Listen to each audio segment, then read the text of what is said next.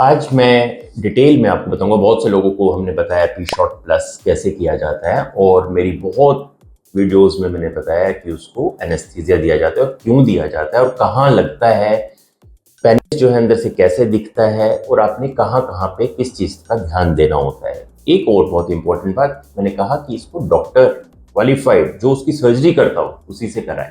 वो मैंने क्यों कहा, तो आप इसको देखिए कि ये है पेनिस। ये मिड शाफ्ट मतलब पेनिस को बीच में से काट दिया जाएगा तो ऐसे दिखेगा। ये इसके स्ट्रक्चर्स होते हैं, इतने स्ट्रक्चर होते हैं, ऐसे नहीं है कि कहीं मर्जी आप उठा के डाल दो। ये जो नीचे दिख रहा है आपको, इसके बीच में जो ब्राउन कलर का दिख रहा है ये यूरेथ्रा, इसमें से यूरिन आता है। उसके बाहर ये कॉर्पोरा होता है जिसको कहते हैं कॉर्पस स्पोंजियोसम।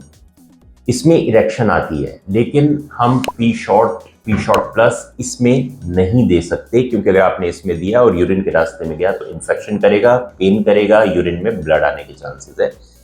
ये एक पार्ट प्ले करता है जरूर डायरेक्शन में, लेकिन हम इसको ट्रीट नहीं करते हैं, ना ही इम्प्लांट में ना ही पी शॉट प्लस में। हमने फोकस रखना होता है इन दोनों पे। ये है कॉर्पोरा कैवर्नोसा के कॉर्पोरा कैवर्नोसा दोनों साइड के। ये ऊपर का एरिया है, मतलब डोर्सम, ऊपर से पेनिस ऐसे दिख रहा है तो ये ऊपर का एरिया है, नीचे का एरिया है। नीचे पेशाब की नलकी होती है, आपको सामने दिखती है, लेकिन वो जो पेनिस में है वो नीचे से आती है, तो नीचे से आके फिर वो सामने ये दोनों खत्म हो जाते हैं और ये आगे जाके फैल जाता है जो ग्लैंस पेनिस बनाता है। तो हम इसके अंदर कॉर्पोरा के अंदर, दोनों कॉर्पोरा के अंदर पी शॉट प्लस देते हैं। अब आपने बहुत जगह देखा होगा कि उसको या तो ऐसे ही कर देते हैं या स्प्रे करके करते हैं। स्प्रे करके क्यों करते हैं? क्योंकि इसके अंदर जो हम ज़ैलोकिन का इंजेक्शन देते हैं वो इंजेक्शन बहुत से लोगों को सही जगह डालना मुश्किल होता है। अब कॉर्पोरा आप देखते हैं बहुत बड़ा है, तो इसमें आप डालोगे, अगर आप ब्लंडर ना करो और आप थोड़े से भी कॉन्फिडेंट हो तो इसके अंदर जाना फिर भी आसान है।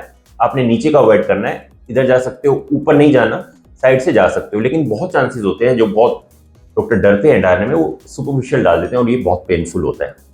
तो अब इस एरिया में आपको लोकल देना है, इसमें लोकल एनेस्थीसिया। अब ये देना बड़ा मुश्किल है।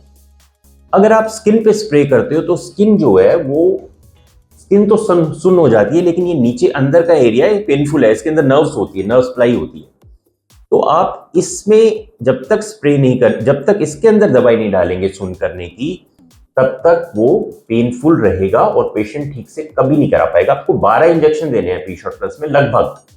तो आप कैसे 12 इंजेक्शन इसके अंदर दोगे, वो भी इतने सेंसिटिव एरिया में? तो इसलिए जब हम पी शॉट प्लस का इंजेक्शन देते हैं तो इस जगह में पहले सुन्न किया जाता है, उसकी वेट की जाती है। जब उसका असर आ जाता है तब हम यहां से निडल इसके अंदर डालते हैं। अदरवाइज आप सीधा डालोगे तो ये बक्स फिश है, ये जिसको कहते हैं ना, ये वाला स्ट्रक्चर, ये बहुत ज्यादा हार्ड होता है।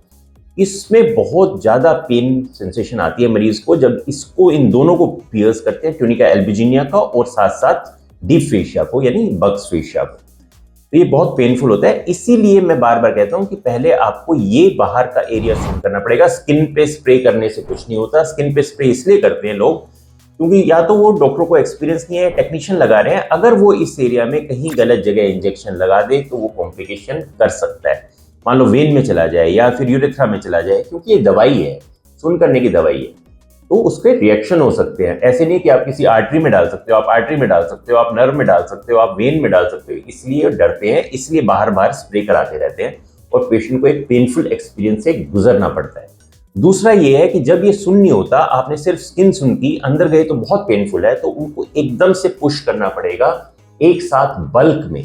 जब आप इतने प्रेशर से इस एरिया को, इसमें फ्लूइड डालोगे तो ये इसके लिए पेनफुल भी होगा और उसका फायदा भी नहीं होगा किसी भी जगह पे।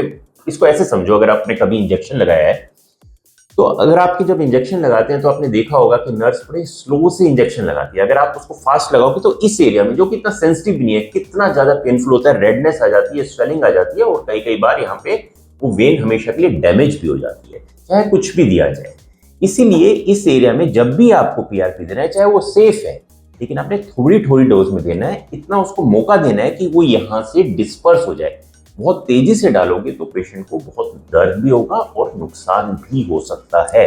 इसीलिए मैंने कहा कि पी शॉट प्लस कराना एक बहुत बेहतरीन विकल्प है, लेकिन आप मेरी हमेशा जोर रहता है कि इसको ठीक जगह से कराएं, सुन करके प्रॉपरली 12 इंजेक्शन लगवाएं, जल्दबाजी में नहीं कि इधर से डाला और उधर से डाला और हो गया खत्म। तो ये आज एक वीडियो था तो पी शॉट प्लस के बारे में मैं आपको बताना चाहता था। इसके बारे में और कोई क्वेरी आप हमसे फोन करके पूछ सकते हैं। आशा करता हूँ आपको ज्यादा समझ आया होगा, नॉलेजेबल लगा होगा।